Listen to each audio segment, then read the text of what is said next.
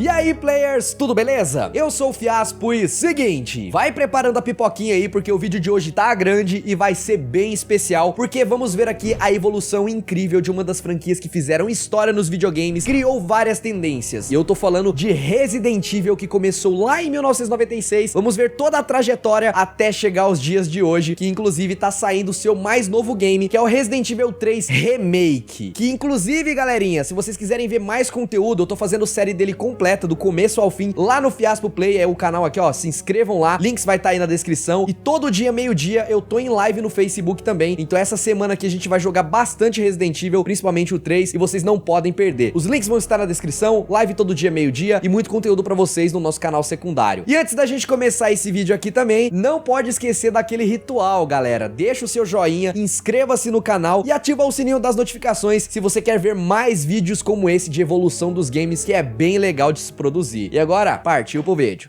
Essa história aqui, ela começa em 1993 na Capcom, onde o Shinji Mikami foi encarregado a desenvolver um jogo de terror utilizando elementos e sistemas de gameplay de um jogo bem obscuro aí da empresa, que foi lançado lá no Nintendinho, conhecido no Brasil também como Polystation. E quem não conhece o jogo que eu tô falando é o Sweet Home, game no qual o jogador explorava uma mansão macabra, resolvia puzzles, lutava contra inimigos amedrontadores com recursos totalmente escassos, administrava ali também o seu inventário minúsculo, passava por Quick Time Events e acompanhava a história via documentos que estavam ali espalhados pelo mapa. Isso te lembra alguma coisa? Pois é, né? Parece que eu tô descrevendo aqui pra vocês Resident Evil, mas na verdade não. Todos esses elementos começou lá atrás. Usando todas essas ideias, a equipe aí do Shinji Mikami criou o Biohazard, que aqui no ocidente foi chamado de Resident Evil devido a problemas dos direitos autorais com um jogo que já existia lá pra DOS e uma banda punk também que tinha esse mesmo nome. E a princípio, galera, era pro Resident Evil ser um jogo de Super Nintendo. Tem até uma arte conceitual aí que ficou bem legal, feita por fã, só que o desenvolvimento estava totalmente lento e a geração já tinha virado, já tinha chegado ali o PlayStation 1. A Capcom então migrou o jogo pro Play, onde ele virou um FPS estilo Doom e depois, devido a uma inspiração ali em Alone in the Dark, se tornou um game em terceira pessoa, que é o que a gente conhece hoje, que a princípio também, olha só a diferença, era pra ser um jogo co-op, era pra ter um outro personagem jogando junto com você, mas como já sabemos, no final acabou sendo mudado por várias dificuldades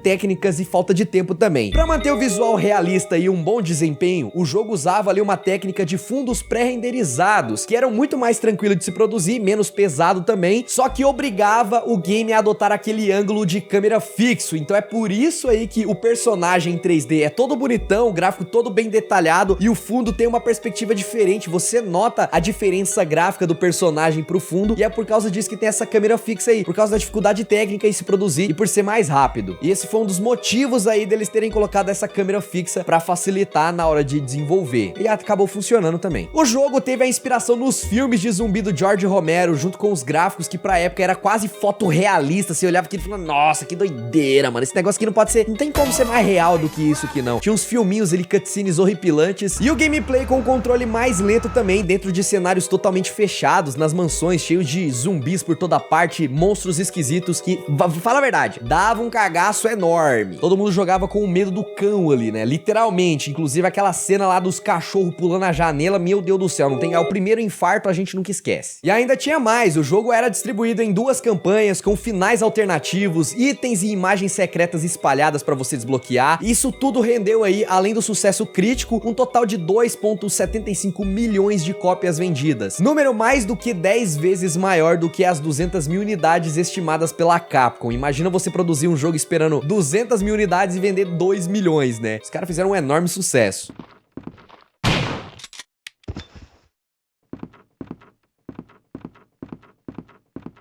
E agora chegamos em 1998, ano de lançamento de Resident Evil 2. Quando esse jogo começou a ser desenvolvido, tinha uma cara completamente diferente do que a gente conhece hoje. Os ambientes eram mais retrô, o nível de detalhe nos personagens eram maiores, tinha um sistema de lesões e machucados, os zumbis eram mais feiozinhos, mas apareciam em números muito maiores e a Claire simplesmente não existia aqui. E a personagem que assumia então seu lugar era uma motoqueira chamada Elsa Wesker. Sabiam dessa? Com o tempo, essa versão ela foi totalmente descartada, o Leon deu uma mudada e a Claire foi adicionada no lugar da Elsa. Elsa. Os zumbis precisavam ser mais detalhados para darem mais medo, então eles diminuíram o número de zumbis simultâneos na tela, aparecendo somente 7 ali ao mesmo tempo, o que ainda era um número bem maior do Resident Evil 1, tirando o sistema também de machucados, e no lugar colocaram animações que mudavam ali conforme o seu nível de vida do personagem. Às vezes quando você levava o dano, você começava a mancar, botava a mão no peito e essas coisas. Com isso, reformularam também a história para que a Claire e o Leon se encontrassem durante suas campanhas, e dessa vez nós podíamos escolher com quais íamos jogar cada uma das duas campanhas. A gente podia, por exemplo, fazer lá o Leon na campanha A e a Claire na campanha B, ou então o contrário, a Claire na campanha A e o Leon na campanha B. E aí você aproveitava e tinha no total 4 campanhas diferentes para você zerar. Além disso, o jogo também adicionava o famoso sistema de ranking que nos recompensava por passarmos as fases em menos tempo e salvando menos vezes também, característica que foi mantida nos jogos posteriores. E ainda também tinham 2 minigames extras que ficaram bem famosos, que eram que você podia jogar com um pedaço de queijo gigante, que era um tofu, e também tinha lá a campanha do quarto sobrevivente, só que era uma parada ali de 15 minutos que era difícil pra caramba. E eu nem preciso falar que esse jogo aqui fez um sucesso danado, né? Bateu a marca de 4,96 milhões de cópias vendidas, faturando mais que muito filme que saiu naquela época.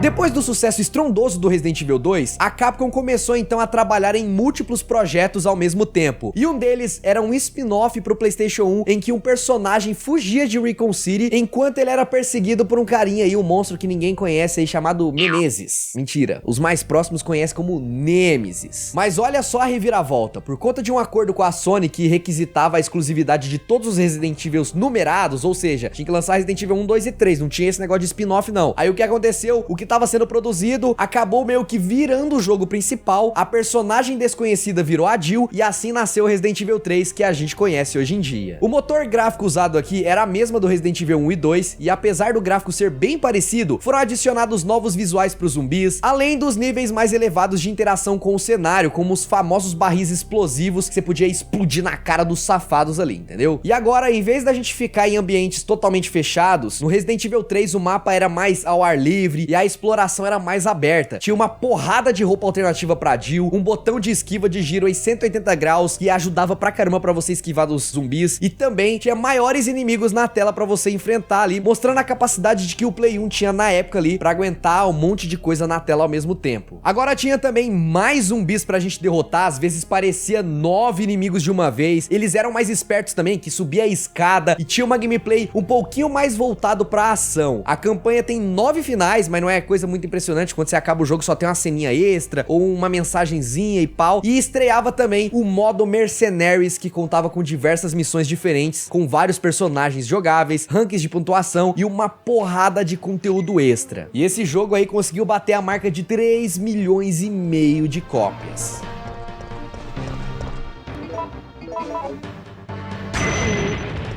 Agora chegando nos anos 2000, pegando a onda dos jogos estilo Time Crisis aí, a Capcom chegou lá e lançou o seu Resident Evil Survival, que tentava misturar o gameplay de jogos de arminha com alguns elementos ali característicos da série Resident Evil. Pra quem não chegou a jogar, ele se tratava de um daqueles games que poderia usar aquelas arminhas, tipo aquela que tinha no Polystation, tá ligado? Você pim, atirava e tal. Ou então você poderia jogar no controle usando o analógico. Porém, sua visão agora era em primeira pessoa, o que era bem diferente pra série até então, e ele não era tão legal assim porque tinha muitas telas de load, o gameplay era um pouco lenta e foi mal no Japão, e no ocidente foi pior ainda quando chegou. Mas graças a Deus não foi o único jogo a ser lançado naquele ano, pois ainda estava por vir o Code Verônica.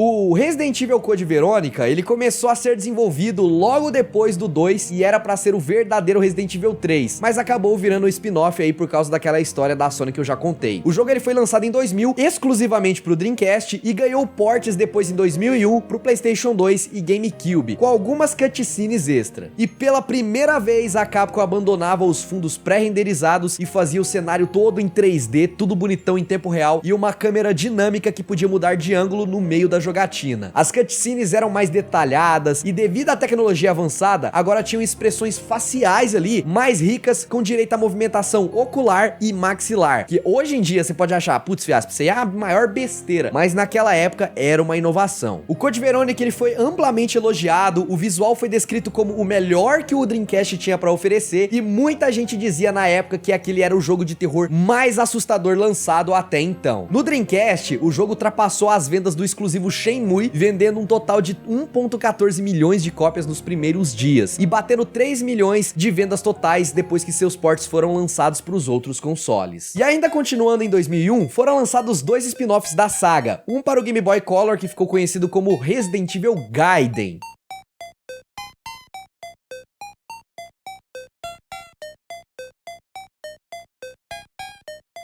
E o outro que era uma sequência de Resident Evil Survival, que saiu no PlayStation 2 e contava uma versão alternativa do Code Veronica, com o Nemesis enfiado ali no meio, gráficos melhores que o primeiro jogo e a gameplay igualmente ali animal.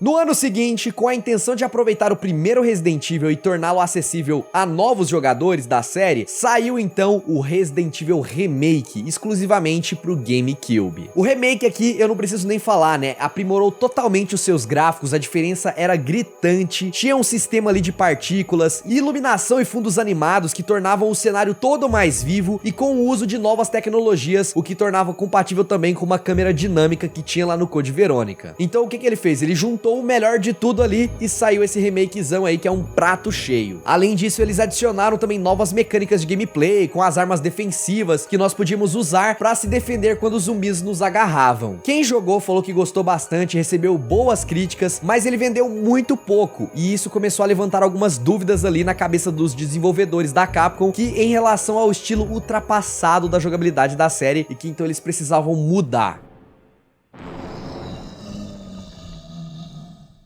E durante esse tempo todo, desde a época do Resident Evil 3, tinha um jogo chamado Resident Evil Zero sendo desenvolvido originalmente para o Nintendo 64, só que ele foi abandonado devido à dificuldade técnica do console e ele então saiu para o Nintendo GameCube. A base visual desse jogo aqui era a mesma do Resident Evil 1 Remake, mas existiam algumas mudanças na jogabilidade, além de ser um jogo mais difícil, e pela primeira vez na série nós jogávamos o jogo todo acompanhado de um segundo personagem parceiro, pro qual, se você quisesse, dava para alternar ali no meio da gameplay. Ah, tá cansado de jogar com um? Joga com o outro aqui, não tem problema não. E um sempre acompanhando o outro ali.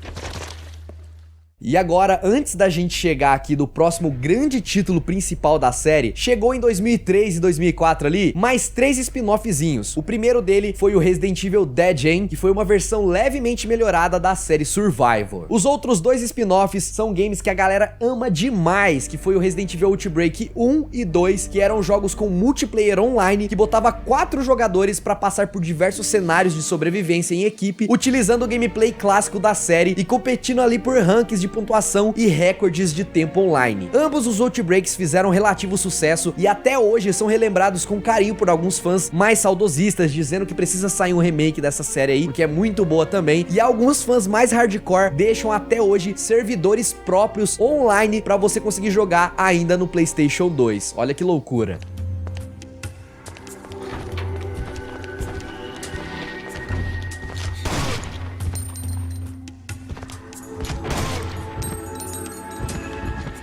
E agora chegamos finalmente em 2005, onde a grande virada de chave aconteceu na franquia Resident Evil, com o famoso Resident Evil 4. Resident Evil 4 é uma história complicada, porque é quase uma novela. Além dele ser inicialmente um exclusivo do GameCube, começou também a ser desenvolvido como um jogo de ação bem estiloso ali, feito pelo Hideki Kamiya. Os zumbis foram abandonados, colocaram demônios no lugares e marionetes foram adicionados. E no fim, o negócio ficou ficou tão diferente que virou outra franquia bem conhecida que vocês gostam pra caramba, que foi Devil May Cry. Pois é, olha só, o jogo virou outra coisa. Os caras voltaram então a fazer o jogo do zero. Eles começaram com um projeto mais paranormal ali, algo mais assustador, não tinha tanto zumbi, se passava inteiro num castelo infestado de fantasmas, com a câmera posicionada no ombro ali e trechos em primeira pessoa. Depois uma nova versão foi apresentada na E3 de 2003, com um jogo mais complexo, com escolhas de diálogos, uma parada bem diferente também. Só que no fim das contas, elementos paranormais foram totalmente abandonados, a mansão ali, o castelo foi substituído por uma vila espanhola, e o jogo, que era exclusivo de GameCube, depois que saiu lá, fez um enorme sucesso, chegou no PlayStation 2 com uma jogabilidade inovadora que popularizou o estilo ali de câmera no ombro, que foi usado em tudo que é jogo de tiro aí, coisa que você vê em Uncharted, um monte de jogo hoje em dia usa assim. O gameplay do jogo era muito mais voltado pra ação do que seus antecessores, tinham cenas acrobáticas muito loucas ali com Quick Time Events, a alternativa de se atordoar ali os inimigos, dar uma sola da bota no inimigo era muito louco, e a presença constante também da personagem Ashley lá, que ficava gritando "Help, Leon! Leon, help!", que era uma desgrama. Ninguém aguenta. Os zumbis agora eram uns ganados ali, que não chega nem de longe a ser tão assustador que nem eles, mas tinham umas batalhas contra chefes que eram épicas pra caramba, e o inesquecível ali, né, o carinha da serra elétrica que tinha um saco de pão na cabeça. E esse jogo tá até hoje aí no meu coração, porque ele é muito bom, ele tem muito conteúdo depois que você zera, tinha lá o Mercenários também, muitas coisas desbloqueáveis, a campanha da Ada, esse jogo é tudo de bom, pra mim é o melhor de toda a franquia, e muita gente começou a jogar ele no PlayStation 2 também, e zera 15 vezes por dia aí, porque o negócio é sensacional.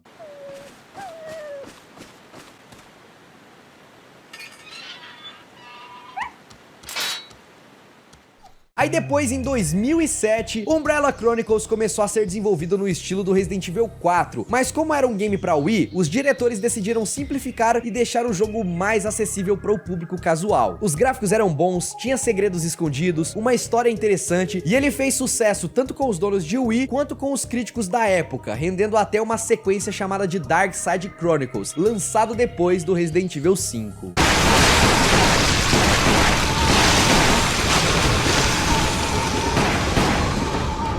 E aí chegou 2009, Resident Evil 5 vinha aí pra aproveitar completamente o poder dos consoles da nova geração, PlayStation 3 e Xbox 360, com um novo sistema de iluminação ultra realista, animações feitas por motion capture e tecnologia pioneira de câmera virtual, e uma campanha inteiramente jogada em co-op, como a gente já viu em Resident Evil 0. Esse game aqui, ele abraça completamente o estilo de ação e faz muitíssimo bem. As fases é uma loucura, é uma mais doida do que a outra, variam da simples batalha contra hordas numa vila até o confronto contra infectados motociclistas ali armados, é uma loucura. Aquelas cutscenes de ação então são doidaças, aquelas lutas que tinha lá contra o Wesker são dignas de um filme blockbuster, e tinha até um apelo nostálgico, né, do confronto entre o Chris e o Wesker, com o envolvimento ali surpresa da Jill, é sensacional. Ele foi um game recebido ali como um game de ação, os gráficos foram muito elogiados, mas alguns fãs sentiram a falta da tensão e da experiência aterrorizante daqueles games anteriores.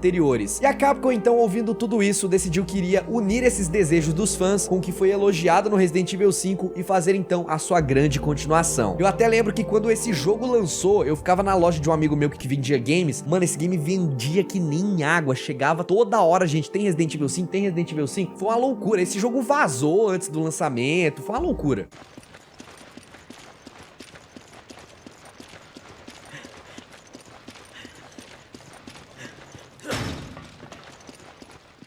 E passando ali por 2011 e 2012, tivemos o lançamento de dois outros spin-offs ali, que foram quase lançados ao mesmo tempo ali no 3DS, que foi o Resident Evil Mercenaries, que era um jogo próprio baseado no minigame tradicional da série.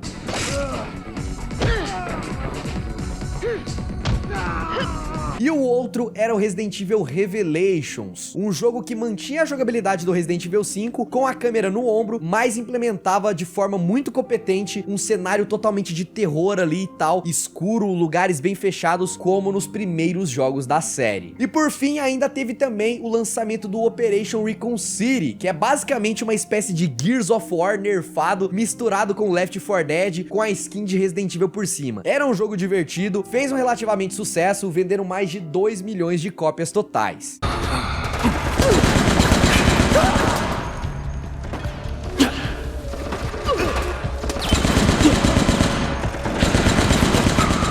Aí então a gente chega em 2013 e chegava o Resident Evil 6, que tinha tudo pra ser um sucesso gigantesco. Ele melhorou ainda mais os gráficos do Resident Evil 5, o Operation Recon City, e adicionou um novo sistema de movimentação com o qual nós podíamos andar enquanto atirávamos, porque isso era algo, né, que você tá ligado, né? Era um negocinho, andava, via um zumbi, atirava, o personagem não podia nem chegar pra trás nem pra frente. Aqui, meu filho, você pulava, deslizava, mano, era um negócio que tava libertador. O jogo também tinha ali um co-op e com ele a possibilidade do nosso parceiro nos reviver quando a gente caía, ao invés de você levar tiro e morrer direto de uma vez, você ainda tinha mais uma chance de poder, né, sobreviver. A gameplay era bem mais dinâmica, com possibilidades muito maiores com qualquer outro da série. Tudo isso espalhado em 4 campanhas, que juntas formavam um jogo 2 vezes maior do que o Resident Evil 5. Então, o conteúdo que vocês queriam, esse jogo aqui tem. Uma dessas campanhas aí, você jogava com o Leon e tinha uma experiência mais próxima dos jogos de terror clássicos. Nas outras, a gente jogava com o Chris e o negócio virava basicamente um jogo de ação frenético que aproveitava muito bem os novos recursos de gameplay. Na terceira campanha, nós jogávamos com o Jake, que é um personagem novo, filho do Wesker, e o jogo basicamente pegava alguns elementos de stealth e co-op, mais as habilidades ali super-humanas do personagem e misturava com aquela vibe do Resident Evil 3 que te dava a impressão de estar sendo sempre perseguido, tá ligado? E ainda por fim, a gente liberava uma última campanha em que nós jogávamos com a Ada, uma personagem clássica da série que misturava quase todos os elementos das campanhas anteriores pra contar a última parte da história. Falando desse jeito, parece que o jogo era a fórmula perfeita, né? Agradava ali quem gostava dos jogos com mais terror, agradava também quem tinha gostado do Resident Evil 5, mas a verdade é que ele vendeu muito mal e os caras xingavam ele de tudo que é jeito. Algumas pessoas não gostavam da gameplay de ação, outros porque reclamavam ali da quantidade de Quick Time Events exagerados e o ritmo esquisito, além de estranharem também o número excessivo de textura com baixa resolução. Só que olha que engraçado, depois de alguns anos e de algumas boas promoções, Resident Evil 6 caiu no gosto da galera, provavelmente pelo seu combate dinâmico, e hoje em dia ele é o terceiro jogo mais vendido da Capcom. Pois é, o jogo que tinha vendido mal, vendeu bem pra cacete alguns anos depois.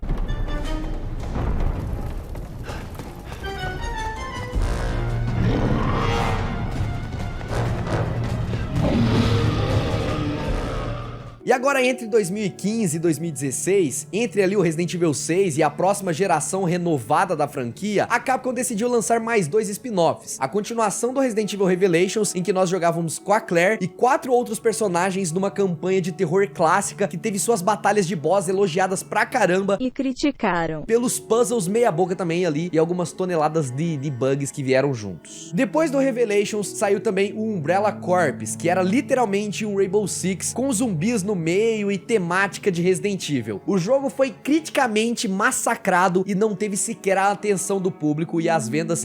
Mano, foi ridículo. Ninguém gostou desse negócio.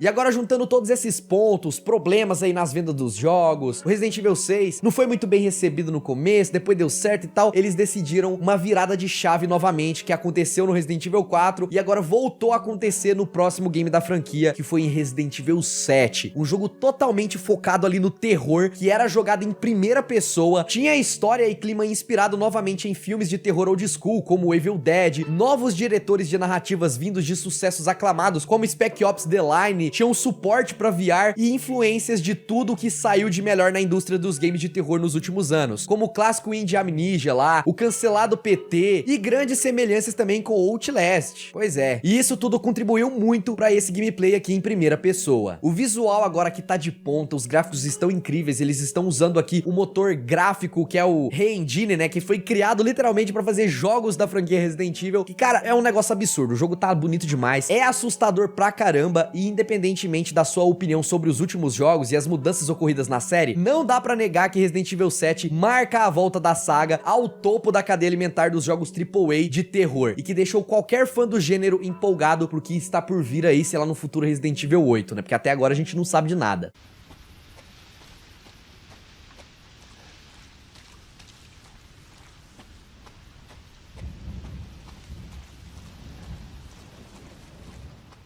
Aí logo em seguida, a Capcom vem com tudo então, com a renovação da franquia. Ele retomou os esforços que tinham começado lá no Resident Evil 1 Remake pro GameCube e lançaram uma nova versão do Resident Evil 2, com uma narrativa diferente, visual e gameplays totalmente repaginadas e a nostalgia dos jogos antigos ali. Ofereceu, mano, o Resident Evil 2 perfeito, é sério, um jogo lindíssimo. Por mais que ele pega todos os elementos do jogo antigo ali, é uma experiência completamente nova e muito mais acessível pra nova geração. O Resident Evil 2 pega todos os aprendizados da Capcom com Resident Evil 7, as boas inovações que rolaram no Resident Evil 6 e junta tudo num jogo de terror impecável. Os zumbis aqui são lerdos e nojentos, mas dá um medo pra caramba. Aquela escuridão na mansão ali é amedrontadora e tem também a volta do Mr. X, que é aquele cara que fica te perseguindo o jogo inteiro, que eu inclusive cheguei a sonhar com aquela porcaria, mano. Mano, foi terrível, tá ligado? Aquelas mesinhas redondas assim de cozinha que é feita de mármore, então, que tem na casa da minha mãe. Eu sonhei que o Mr. X tava lá em casa e eu fiquei rodeando naquele negócio lá. Imagina, mano. Eu fiquei tão, tipo, traumatizado com esse jogo, que é excelente, que eu comecei a sonhar com o negócio. E aquela tensão tava de volta, né? Você tinha escassez de munição. Eu cheguei no final do jogo sem munição lá, tive que matar os caras na faquinha, porque foi triste o negócio. Foi, sério, passei por muitos perrengues nesse jogo. O desespero era do começo ao fim. Aquele sistema de ranking, se você zerar muito rápido sem salvar, voltou aqui. Múltiplas campanhas, praticamente intacto. E o jogo é basicamente tudo aquilo que eles queriam fazer desde o início no PlayStation 1, só que por causa das capacidades gráficas, o console e tudo mais, não deu pra fazer. E aqui saiu então a versão definitiva desse jogo, que é maravilhoso, não tenho o que falar.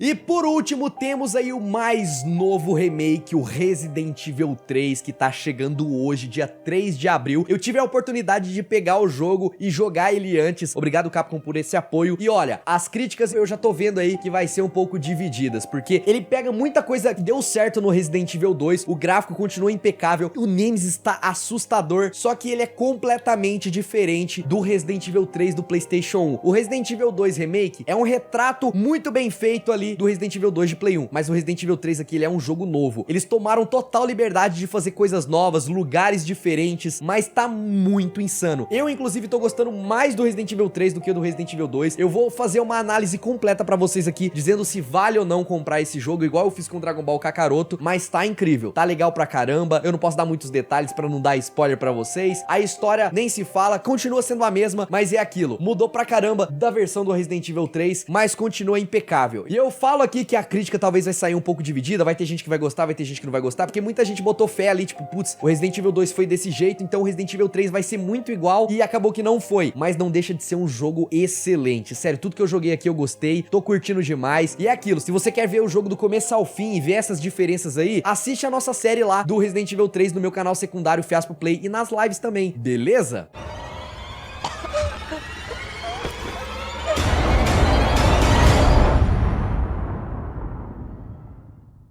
E a gente vai chegando no final dessa incrível evolução aqui, dessa franquia maravilhosa da Capcom. Se você estiver vendo esse vídeo no futuro aí, não vem me cobrar falando que eu esqueci do Resident Evil 15 não, porque hoje é o lançamento do Resident Evil 3 Remake, quem sabe não sai o Resident Evil 4 Remake, eu quero demais. E comenta aqui embaixo qual é o seu jogo dessa franquia que vocês mais gostam, qual foi o primeiro que você jogou, fala o que vocês acharam do vídeo também. E a gente já fez, inclusive, pessoal, várias outras séries de evolução. Eu vou deixar pra vocês aqui, ó, a evolução do God of War, tem a evolução do Crash Bandicoot, a evolução do Mortal Kombat. E comenta aí qual outro jogo a gente tem que fazer a evolução nos comentários. Não esquece do seu joinha, inscreva-se no canal. Esse vídeo foi bem grande, eu sei, mas se o apoio foi imenso, a gente vai continuar trazendo essa série pra vocês. Eu vou indo nessa e tchau, tchau!